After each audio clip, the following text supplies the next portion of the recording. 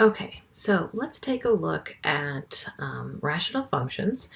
This first video, we're just going to really kind of focus on the big picture, and then we'll take a closer look at some of the algebraic details and some of the other examples. So first things first, what is a rational function? So a rational function is, let's get a color going here. Okay, so a rational function, I'm just going to call it f of x. All right, we'll make that a little thinner. Is a polynomial over a polynomial. So an example would be, something, any kind of polynomial, x plus 1, that would be a line, right? Over, we'll just take the first example we're going to look at, x plus 2 times x minus 1. A lot of times we look at these functions completely factored because it's easier to see kind of the bones of the graph, but it could have been given to us completely multiplied out, right? X plus 1 over, this would be x squared plus 2x minus x would be plus x minus 2. So these would be the same thing. But often the first thing we do is we'll factor it. So for one, we can see if the expression simplifies because that's going to tell us something. And we can also really take a close look at the domain. So the domain, in this case, we're going to have some exclusions, right? We can't divide by 0. So x can't be negative 2 and x can't be 1. Okay, so how does that result in the graph? We've kind of talked about domain before, or at least identifying the domain, but how does that translate when we're considering the graph of this function? So if you look at the picture, so this is what that function looks like graphed. So this is what I entered into Desmos for this particular function. So when I'm looking at this, I can see, let's see here at x equals 1, so that would be right here, we would have what we consider a vertical asymptote. So if I were to draw a vertical line down through x equals 1, the graph is going to get really, really close to it, but it's never going to touch or cross it.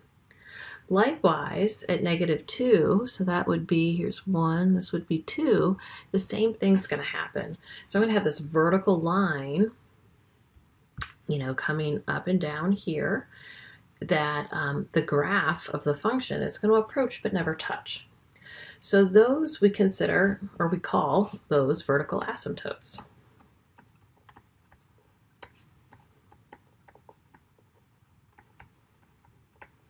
So we'll have vertical asymptotes. Remember, vertical lines are x equals, at x equals 1 and x equals negative 2.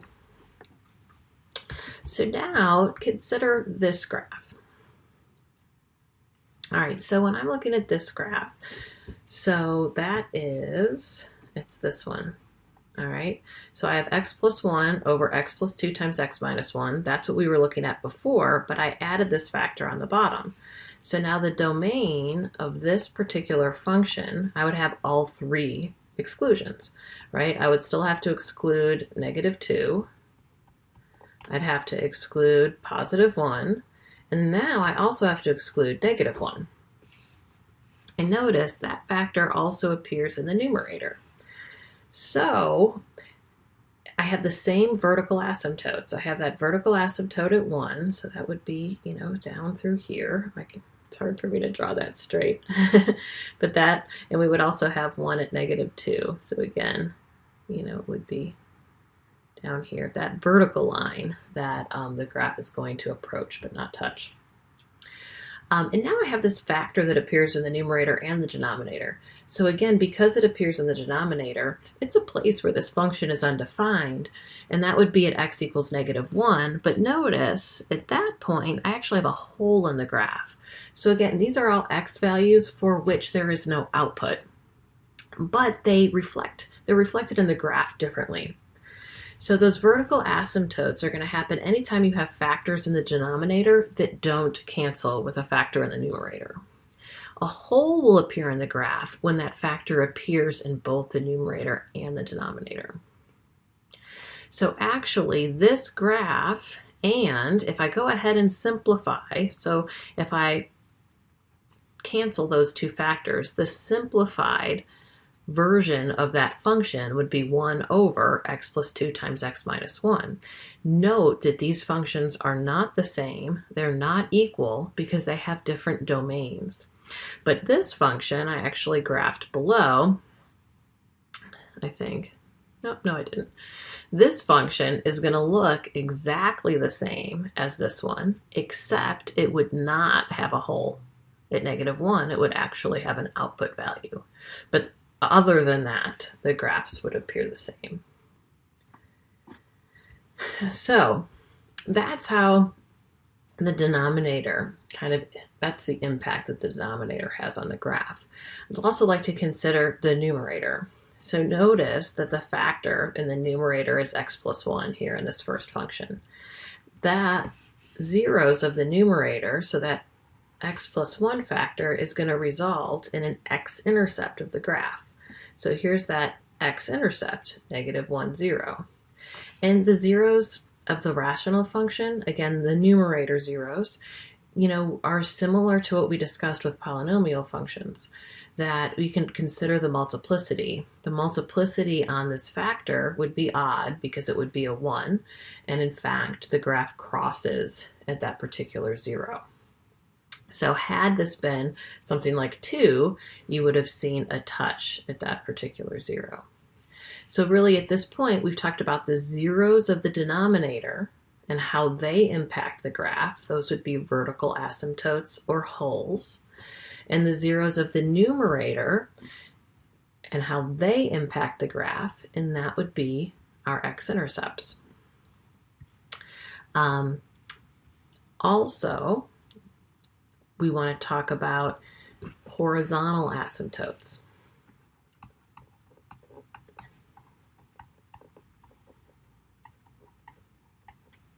So horizontal asymptotes, oops, I meant to underline that, not cross it out. Horizontal asymptotes are reflected in the graph. If you think about it, looking right here, we've got this horizontal line where the graph is going to approach that line, but it's not going to, it's just as we get further and further to the right, it's going to get closer and closer to it. So it's just going to keep hugging that line. The graph can cross a horizontal asymptote, and you'll see that sometimes where it might cross it and then kind of hug it on the other side. The horizontal asymptote is describing the end behavior of the graph. So it's just telling us what's going on way far to the right and way far to the left. So for super, super big values of x, what is the output values approaching? And for really, really small values of x, where are those output values approaching? So in this case, it's approaching the x-axis, which would be y equals 0, right? Horizontal lines are y equals. And that's going to happen anytime the degree of the numerator, which in this case is 1, is smaller than the degree of the denominator, which in this case is 2.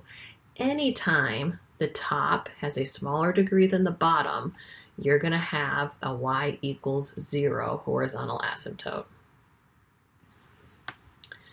Now, if you kind of jump down, notice same thing was here. This was the function we were looking at. We would have had degree 1 over degree 3. Top is smaller, y equals 0 is the horizontal asymptote. Let's look at an example here. So now it looks higher, right? Looks like we do have a horizontal asymptote, but it's a little bit higher. So that's this function. So notice that this is degree 2 over degree 2. So when the degrees are exactly the same, the horizontal asymptote is going to be really the division of the lead coefficients. So since this would be 2 over 1, the horizontal asymptote is going to be y equals 2. 1, 2, which would be about right here. So you can see that. And this would be an example where the function actually crosses that line and then hugs it. So another example would be, let's say we had something like our function was maybe 3x cubed, and then the rest of it doesn't really matter, over 2x cubed, and the rest of it doesn't really matter. Again, the degrees are the same. The horizontal asymptote is going to be y equals 3 over 2. So that's how we consider that horizontal or end behavior asymptote. One other situation that comes up is something like this. So this is a graph of a rational function. In fact, we're looking at a degree 2 over a degree 1. So now we have degree 2 over degree 1. So notice this time it's top heavy, right? So whenever the top is bigger by just 1, again, we want to consider what would happen when we divide the bottom into the top. When you do that division, you're going to get a degree 1 quotient.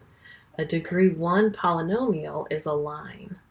So in this case, we call this a slant asymptote. And to find the actual slant asymptote, to actually find the equation of that line, we would have to do the long division. So we would take x plus 2 into x squared plus 1. I'm going to put in my placeholder for x. So let's see, x goes into x squared, x times x is x squared plus 2x. So when I subtract, I would have negative 2x, bring down the 1. So this would go in negative, 2 times. So this would give me negative 2x minus 4. And then I would have a remainder of 5. So I can ignore the remainder for, what am I doing? For this purpose. And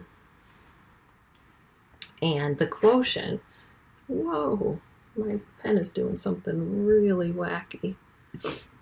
I don't know what I'm doing. There. The quotient, x minus 2, is actually that slant asymptote. And if you think about it, we can go ahead and graph it. So that would mean it would go through negative 2, and we'd have a slope of 1. So up 1 over 1, down 1 over 1.